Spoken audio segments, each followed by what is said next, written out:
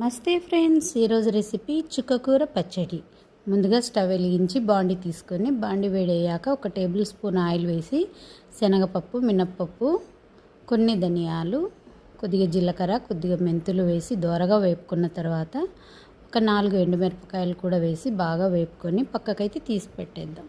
ఇప్పుడు అదే బాండిలో నీట్గా శుభ్రం చేసిన చుక్కాకును కూడా తీసుకొని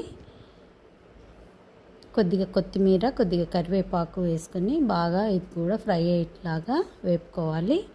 దీన్ని పూర్తిగా ఫ్రై అయిన తర్వాత ఒక 2 టమాటాలు మీడియం సైజు కట్ చేసి అవి కూడా పూర్తిగా మగ్గిన తర్వాత పక్కకు తీసేసుకొని చిన్న మిక్సీ జార్లోకి ముందుగా వేయించి పెట్టిన పప్పులను గ్రైండ్ చేసిన తర్వాత ఫ్రై చేసి పెట్టిన ఆకుకూర, టమాటాను కూడా వేసి ఒకసారి కోర్సుగా గ్రైండ్ చేయాలి. తర్వాత ఒక మీడియం సైజు ఉల్లిపాయను అయితే కట్ చేసుకొని కలుపుకుంటే ఎంతో టేస్టీ అయిన చుక్కకూర పచ్చడి రెడీ.